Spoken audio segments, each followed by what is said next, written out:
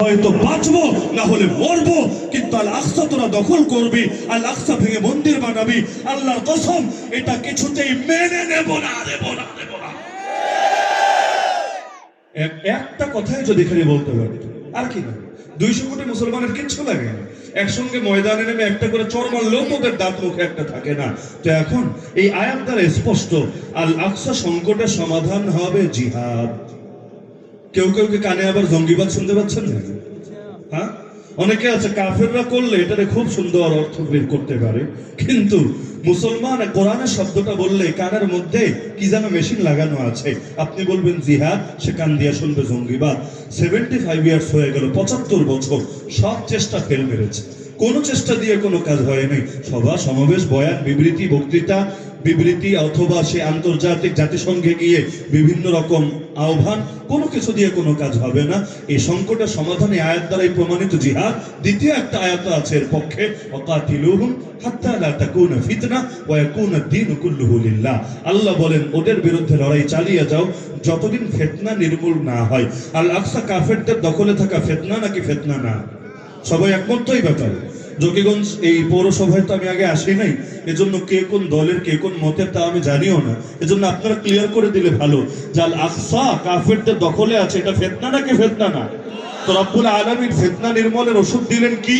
কাতিলুহুম, কিতাল চলবে, জিহাদ চলবে, লড়াই চলবে। নাহনুল্লাযীনা বায়াউ মুহাম্মাদা আলাল জিহাদি মা বাকিনা আবাদা। এই লড়াই শুধু হামাস করবে এমন না, কারণ আল্লাহ আল আকসা রক্ষার দায়িত্ব খালি হামাসকে দেন নাই, খালি গাজার অধিবাসীদেরকে দেন নাই, খালি প্যালেস্টাইনের অধিবাসীদেরকে দেন নাই। যারাই আল্লাহকে রব বলবে, যারাই মুহাম্মদ সাল্লাল্লাহু আলাইহি ওয়াসাল্লামকে নবী এবং রাসূল বলবে, তাদের সবাইকে আল্লাহ এই দায়িত্ব দিয়েছেন। এখন কেউ জান দিয়ে, কেউ মাল দিয়ে, কেউ সমর্থন দিয়ে, যে যেভাবে পারে, কিন্তু এই পবিত্র লড়াইয়ে সবাইকে শরীক থাকতে হবেই হবে। যতদিন আল আকসা ওদের হাত থেকে সম্পূর্ণ মুক্ত না হবে, ততদিন পর্যন্ত এই লড়াইকে কিছুতেই বন্ধ করা যাবে না। সবাই একমত তো আমার সাথে? এই যে ফতোয়াটা, এটা শুধু আমার দেওয়া ফতোয়া না, আল্লামা তুকি উসমানী হাফিজাহুল্লাহ আন্তর্জাতিক কনফারেন্সে সে পাকিস্তানের জমিনে ঘোষণা করেছেন, এবং গোটা দুনিয়ার সকল হকপন্থী আলেমরাই এ ব্যাপারে একমত আছে। সুতরাং প্রত্যেকের প্রতি আমার আকুল আহ্বান থাকবে যে ইসলামের কিছু বিষয়কে, এগুলোকে দলাদলির বিষয়ে পরিণত করবেন না। এগুলো সর্বসম্মত বিষয়, এবং এখানে সর্বসম্মতভাবে কাজ করে যাবেন ইনশাআল্লাহ। যেমন আল আকসা যতদিন পর্যন্ত আজাদ না হবে, আরে আমি কওমি, আপনি ফুলতলি, ওই ভাই তবলিগ, ওই ভাই মাযহাবি, ওই ভাই লামাযহাবি, ওই ভাই বাঙালি, ওই ভাই অবাঙালি, কোনো কিছু দেখার বিষয় না। এর জন্য আমাদের সবাইকে হাতে হাত রেখে কাঁধে কাঁধ মিলিয়ে লড়াই করতে হবেই হবে ইনশাআল্লাহ। আর মাঝে মধ্যে এরকম সেমিনার আয়োজন করবেন, এই যে কোরআনিক ফাউন্ডেশন জকিগঞ্জের উদ্যোগে হৃদয় আল আকসা কনফারেন্স। এখন দলের ব্যানার যাই হোক আর মাহফিলের ব্যানার যাই হোক, আল আকসা কনফারেন্স দিয়েছে, আপনি প্রয়োজনে নামটা একটু চেঞ্জ করে বাইতুল মাকদিস কনফারেন্স দেন, সেটা যাই করেন। এই ধরনের আলোচনা মাঝে মধ্যে জারি রাখবেন। বলবেন কিসের জন্য? ওয়াযাক্কির ফাইন্না যিকরা তানফাউল মুমিনিন। হে নবী, স্মরণ করিয়ে দেন, স্মরণ করিয়ে দিলে মুমিনের বড় উপকার হয়। আমাদের চেতনা মাঝে মধ্যে ঝিমিয়ে যায়। আমাদের ডিভাইসে চার্জ হলে ব্যাটারিটা ভালো থাকে, চার্জ না হলে ধীরে ধীরে ব্যাটারিটা ড্যামেজ হয়ে যায়। তো যে পরিবেশে যাই সেটার প্রভাব অন্তরে পড়ে, এটা স্বাভাবিক ব্যাপার। তো মাঝে মধ্যে এমন আলোচনা হলে কি হবে? ইদা তাকাররারা তাকাররারা, দিলের মধ্যে বসবে। অন্তত আল্লাহর কাছে শেষ রাতে উঠে চোখের পানি তো ঝরাতে পারবো। আরে দোয়াকে এত ছোট করে দেখবেন না। বদরের বিজয় এসেছে দোয়ার দ্বারা। আল্লাহ রাসূল সেই জিহাদের ময়দানে সিজদায় পড়ে লুটিয়ে যে কেঁদেছিলেন, এমন দোয়া করেছেন, এমন দোয়া করেছেন। পেছন থেকে আবু বকর সিদ্দিক রাদিয়াল্লাহু আনহু এসে নবীর হাতে হাত বুলিয়ে দিয়ে বলছেন, হাসবুক ইয়া রাসূলুল্লাহ, যথেষ্ট, আল্লাহ আপনার দোয়া কবুল করে নিয়েছেন। কি পরিমাণ দোয়া হলে, আর কবুলিয়াত কোন স্তরে হলে আশপাশের মানুষগুলোর অন্তর ঠান্ডা হয়ে যায়, তাদের দিলেও প্রশান্তি নেমে আসে। এই দোয়া আল্লাহ ফিরায় নাই। তো দোয়াকে খাটো করে দেখবেন না। তো মাঝে মধ্যে আলোচনা হলে অন্তত দোয়া তো হবে। আবার মিডিয়ার যুগ এটা, এখানে যেই কয়জন লোক থাকেন, এখানে 10,000 থাকলে মিডিয়াতে 10 লাখ লোকে দেখবে নাকি দেখবে না? দেশ থেকে, বিদেশ থেকে, প্রবাস থেকে। তো অন্তত এতটুকু দেখুক আমাদের ভাইয়েরা। আরে কাফেরের অন্তরে প্রভাব না পড়লে না পড়ুক, অন্তত আমাদের মজলুম ভাইয়েরা দেখুক আমরা তাদেরকে ভুলি নাই, তাদেরকে আমরা এখনো স্মরণ রেখেছি। যদিও কাঁটাতারের বেড়ায় আবদ্ধ পড়ে আমরা তাদের পাশে গিয়ে সরাসরি দাঁড়াতে পারছি না, তাদের হাতে হাত রেখে এই হানাদারদের দাঁত ভাঙার জবাব দিতে পারছি না, তো দূর থেকে সমর্থন তো দিচ্ছি। এগিয়ে যাও ভাইয়েরা, আমাদের দোয়া আছে তোমাদের সাথে। এতটুকু তো বলতে পারছি। মাজলুমের জন্য এটাও বিরাট কিছু।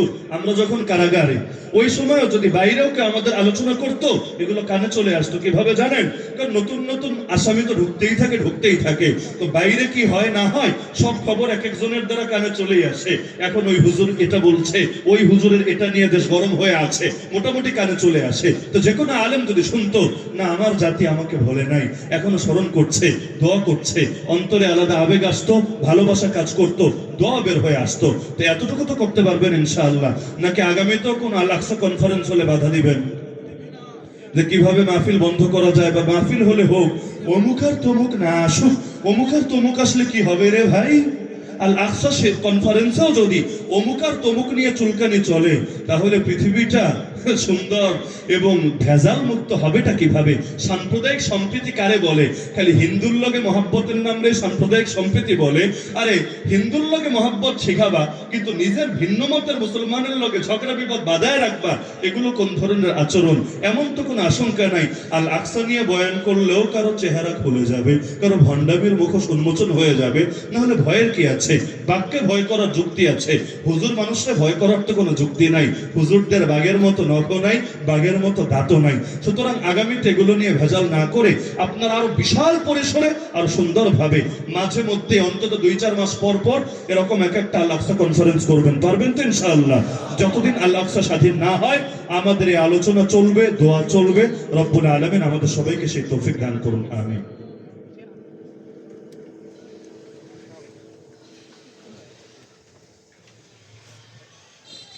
তিনটা মাসালার প্রশ্ন এসেছে। মাসাইল আল আকসা কনফারেন্সে টানাটা আমার মুনাসিব মনে হচ্ছে না। এখন কর্তৃপক্ষ যদি বলেন আমি আলোচনা টানবো, আর যদি তারা না বলেন তাহলে টানবো না। তিনটাই মাসালা এখন এখানে বলা।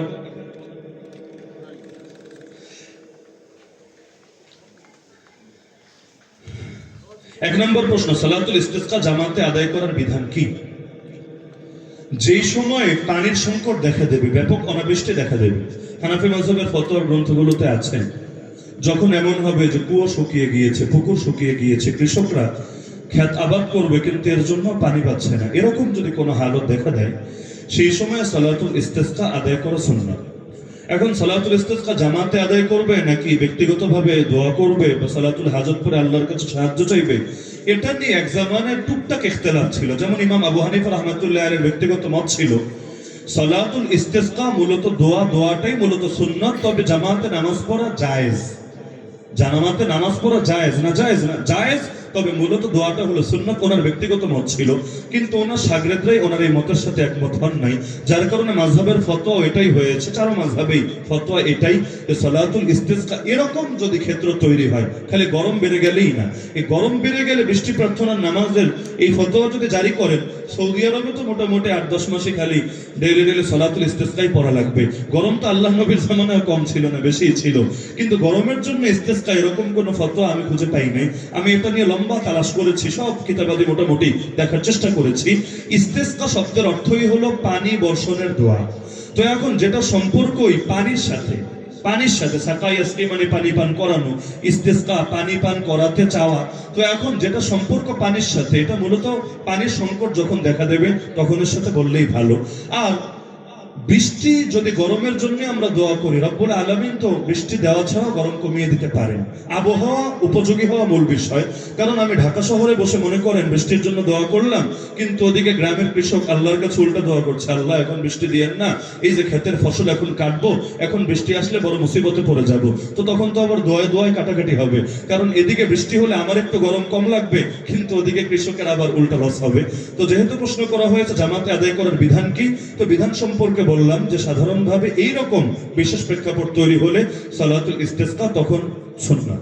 তবে ইমাম আবু হানিফার একটা মত ছিল যে না, নামাজটা সুন্নাত না, নামাজটা জায়েজ। কেউ কেউ ওনার থেকে মুস্তাহাবের মতো বর্ণনা করেছেন, তবে দোয়া করাটা সুন্নাত। তো এখন ওই ইখতিলাফ আমি বলেছি বহু আগেই মিটমাট হয়ে গিয়েছে। এখন মত এটাই, বিশেষ প্রেক্ষাপটে আদায় করা সুন্নাত। দ্বিতীয় প্রশ্ন করেছে যে উক্ত সালাতে, আচ্ছা, অনেকে বলে আহমদুল্লাহ সাহেব আহলে হাদিসদের ওয়াজ শোনা যাবে কি? এটা তো ব্যক্তি নিয়ে প্রশ্ন, এটা মাসালারও প্রশ্ন না, ব্যক্তির প্রশ্ন। এই ব্যাপারে ব্যক্তি নিয়ে মন্তব্য করা এটা আসলে আমার তবিয়ত না, এবং এটা উচিত না।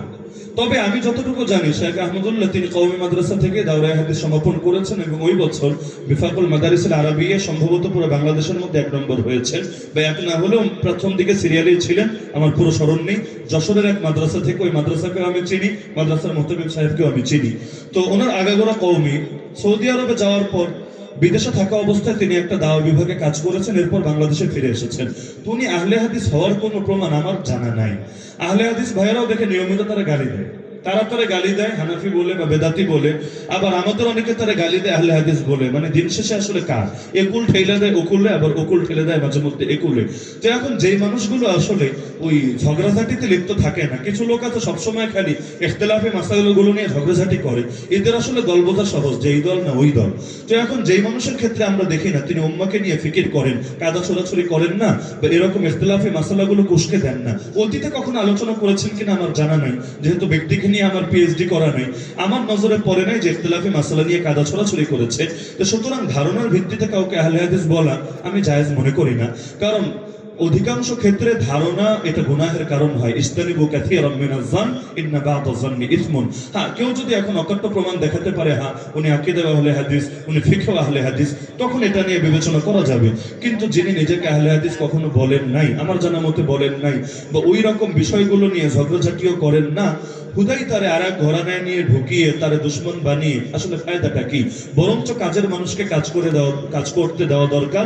যদি নিজে তাকে ডাইরেক্ট সাহায্য করতে নাও পারি, অন্তত তার দ্বারা উম্মার যে অংশটা উপকৃত হচ্ছে এটাকে সমর্থন করা দরকার। বন্যার সময় এবং আরো বিভিন্ন মুসিবতের সময় আল্লাহ তাআলা তার দ্বারা যে খেদমতটা নিয়েছেন, এই খেদমতে যদি আমরা সকলেও শরীক থাকতাম নিজেদের মতো করেও, গোটা বাংলাদেশের চিত্র পরিবর্তন হতো। আমরা চাই গোটা জাতি আমাদেরকে নেতা হিসেবে মেনে নিক, আমরা চাই।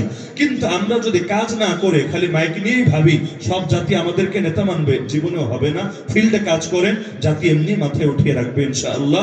শুধু ধর্মীয় কাজ করলেই হবে না, সামাজিক কাজ, খেদমতমূলক কাজগুলো করতে হবে। এবং যারা এগুলো নিয়ে কোনো দলকে টানে না, মতকে টানে না, শুধু শুধু তাদেরকে দুশমন না বানিয়ে তাদেরকে উম্মতের অংশ মনে করেন এবং উম্মাহ হিসাবে ধরেই কাজ করেন। হ্যাঁ, কেউ যদি ঝগড়াঝাটি পাকায় নতুন করে ইখতিলাফি মাসালা নিয়ে, তার শক্ত জবাব আমরা দিব, আপনাদের বলা লাগবে না। আমরাই তো আলহামদুলিল্লাহ এগুলোর ক্ষেত্রে সবার আগে মুখ খুলে আগামীতে খুলবো ইনশাআল্লাহ। কিন্তু হুদাই কওমি মাদ্রাসা পড়ুয়া কোন আলেম রে নিজের থেকে দুশমন বানায়েন না। আল্লাহ তাআলা সবাইকে বোঝার তৌফিক দান করুন, আমিন। ওয়া আখিরু দাওয়ানা আলহামদুলিল্লাহি রাব্বিল আলামিন। সবাই দুরূদ শরীফ পাঠ করুন।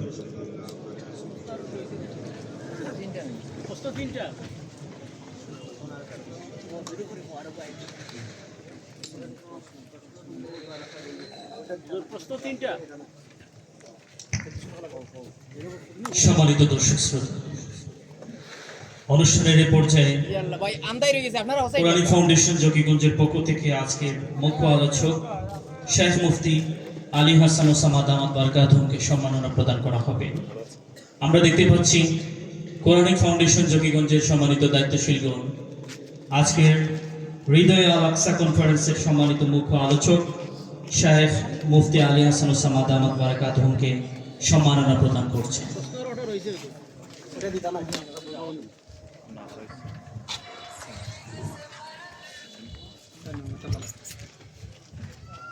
الحمد لله رب العالمين، والصلاة والسلام على سيد المرسلين وعلى آله وأصحابه أجمعين.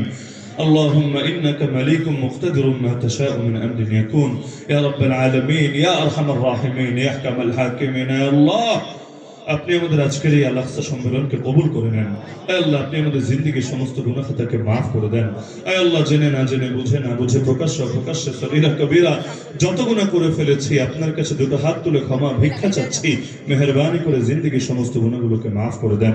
আয় আল্লাহ, আমাদের মা বাবা, আপনজন, আত্মীয় স্বজন যারা দুনিয়া থেকে চলে গিয়েছেন, কবরে শায়িত আছেন, প্রত্যেকের কবরে আযাবকে মাফ করে দেন, প্রত্যেকের কবরকে জান্নাতুল ফেরদাউসের বাগান বানিয়ে দেন। আয় আল্লাহ, আমাদের যে মুরব্বীরা এখনো জীবিত আছেন তাদেরকে নেক হায়াত দান করেন। আমাদের মধ্যে যারা অসুস্থ সবাইকে শিফায়ে কামিলা আজল নসিব করেন। যারা ঋণগ্রস্ত সবাইকে ঋণ পরিশোধের তৌফিক দান করেন। সকলের হালাল রুজি রোজগারে বরকত দান করেন। হারাম থেকে বিরত থাকার তৌফিক দান করেন। আয় আল্লাহ, আমাদের সবাইকে জীবনের শেষ দিন পর্যন্ত মাজলুম উম্মার খেদমত করে যাওয়ার তৌফিক দান করেন। আয় আল্লাহ, এই যে আমরা ফিলিস্তিনের ভাইদের সাহায্যে তাদের পাশে দাঁড়াতে পারছি না, আমাদের অক্ষমতাকে মাফ করেন। আয় আল্লাহ, আমাদের অক্ষমতার কারণে আমাদের নামগুলো মুনাফিকদের লিস্টে অন্তর্ভুক্ত করবেন না। আয় আল্লাহ, আমাদের ওজরকে আপনি কবুল করেন। আয় আল্লাহ আমাদের সর্বাত্মক দিয়ে আরো বেশি থেকে বেশি মাজলুম উম্মার খেদমত করে যাওয়ার তৌফিক দান করেন। আয় আল্লাহ এখনো যে সমস্ত আলেম ওলামা কারাগারে পড়ে আছে অতি দ্রুত তাদেরকে মুক্ত করে আমাদের বুকে ফিরিয়ে আনেন। আয় আল্লাহ যে সমস্ত আলেম ওলামা বাইরে আছেন আয় আল্লাহ তাদেরকেও নিরাপত্তার চাদরে আবৃত রাখেন, বিশেষ করে মিথ্যা মামলার এই সমস্ত ভোগান্তি থেকে তাদেরকে মুক্তি দান করেন। আয় আল্লাহ জকিগঞ্জের সমস্ত মুসলমানদেরকে এক এবং নেক বানিয়ে দেন। আয় আল্লাহ আমাদের দিলগুলো থেকে সকল ভেদাভেদ হিংসা বিদ্বেষ দূর করে দেন। আয় আল্লাহ ইসলাম রক্ষায় দিন কায়েমের জন্য সকলে যদি ঐক্যবদ্ধ হয়ে যেতে পারি সেই তৌফিক আমাদের সবাইকে দান করেন। আয় আল্লাহ শাখাগত ইখতিলাফগুলোকে ইলমি পর্যায়ে সীমাবদ্ধ রেখে আয় আল্লাহ ফিল্ডে বাতিলের বিরুদ্ধে যাতে আমরা সকলে একমত হয়ে যেতে পারি সেই তৌফিক আমাদের সবাইকে দান করেন। আয় আল্লাহ আমাদের সবাইকে হারামাইন শরীফে এনে জিয়ারত নসিব করেন। আয় আল্লাহ মৃত্যুর আগে একবার হলেও বাইতুল্লাহর মেহমান হওয়ার তৌফিক দান করেন। রাসূলুল্লাহ সাল্লাল্লাহু আলাইহি ওয়াসাল্লামের রওজায়ে আতহারের সামনে দাঁড়িয়ে দিল খুলে মন খুলে সালাত এবং সালাম দেওয়ার তৌফিক দান করেন। আয় আল্লাহ স্বপ্ন যোগে অন্তত একটা বার হলেও প্রিয় নবীজিকে দেখে আমাদের দিল আর চোখকে শীতল করার তৌফিক দান করেন। আয় আল্লাহ নবীজির প্রেম আমাদের সকলের দিলে দান করেন। আয় আল্লাহ বাতিলের প্রেম আমাদের অন্তর থেকে বের করে দেন। আয় আল্লাহ যে মিশন নিয়ে আল্লাহর রাসূল সারাটা জীবন নিজের রক্ত ঝরিয়েছেন, ঘাম ঝরিয়েছেন, শ্রম দিয়েছেন, আয় আল্লাহ আমাদেরকেও সেই মিশন আগলে থাকার তৌফিক দান করেন। আয় আল্লাহ যে খেলাফত পুনরুদ্ধারের জন্য সাইয়্যিদুনা হুসাইন রাদিয়াল্লাহু আনহু কারবালার ময়দানে শহীদ হয়েছেন, আয় আল্লাহ সেই খেলাফতের অস্তিত্ব 100 বছর ধরে পৃথিবী থেকে বিলীন। আয় আল্লাহ আমরাও যাতে জামানের হুসাইন হয়ে আয় আল্লাহ আমরাও যাতে কারবালার প্রান্তরে নেমে আয় আল্লাহ দুনিয়ার বাতিলদের কোমর ভেঙে দিতে পারি সেই তৌফিক আমাদের সবাইকে দান করেন। আয় আল্লাহ আমাদের সবাইকে এক এবং নেক হওয়ার তৌফিক দান করেন। আয় আল্লাহ আজকের মাহফিলকে শেষ পর্যন্ত কামিয়াব করেন। আয় আল্লাহ যারা এই মাহফিলের পেছনে দান সদকা করেছে প্রত্যেকের পয়সাগুলোকে আপনি কবুল করেন, এগুলোকে আখিরাতের নাজাতের জরিয়া হিসেবে কবুল করেন, তাদের দিলের নেক মাকসাদকে পূরণ করেন, জিন্দা মুর্দা সবাইকে মাফ করেন, আসমানে জমিনে সমস্ত বালা মুসিবত থেকে হেফাজত করেন। আয় আল্লাহ যারা এই মাহফিলকে বাধাগ্রস্ত করতে চেয়েছে তাদেরকে হেদায়েত দান করেন। আয় আল্লাহ যে ওমর নবীজির কল্লা কাটার জন্য বের হয়েছিল তাকেও আপনি এমন ভাবে কবুল করেছেন যে নবী বলেন আমার পরে কেউ নবী হলে সেই নবী হতে ওমর। তো আল্লাহ আপনি তো চাইলে সবই পারেন। আল্লাহ আমাদের অবুঝ মুসলিমদেরকে আপনি হেদায়েত দান করেন, আর জীবনেও যাতে কোনো আলেমের সাথে বেয়াদবি না করে, আর জীবনেও যাতে কোরআনের কোনো মাহফিল বন্ধ করার প্রচেষ্টা না দেখায় সেই তৌফিক আপনি দান করেন। আয় আল্লাহ যারা অনেক কষ্ট করে আজকের এই মাহফিলকে সফল করেছেন, দেশ থেকে বিদেশ থেকে যে যেভাবে খেদমত আঞ্জাম দিয়েছেন তাদের প্রত্যেকের নাম জান্নাতুল ফেরদাউসের লিস্টে অন্তর্ভুক্ত করেন। আয় আল্লাহ আমাদের শেখ এনাম ভাই স্টেজে উপস্থিত আছেন, আয় আল্লাহ তার কণ্ঠকে আপনি আপনার দ্বীনের জন্য কবুল করেন। আয় আল্লাহ হাসান বিন সাবিতের উত্তম উত্তরসূরি হিসেবে তাকে কবুল করেন। সারাটা জীবন হামদে বারি এবং নাতে রাসূল গেয়ে গেয়ে মুসলমানের দুর্বল ঈমানকে সতেজ করার তৌফিক দান করেন। আয় আল্লাহ আমাদের সকল শিল্পীদেরকে সকল ধরনের ফিতনা থেকে হেফাজতে রাখেন, বাদ্যযন্ত্রের ফিতনা আরো যত ধরনের ফিতনা আছে সকল ফিতনা থেকে হেফাজতে রাখেন, মৃত্যু পর্যন্ত আপনার সন্তুষ্টির পথে পরিচালিত হওয়ার তৌফিক দান করেন।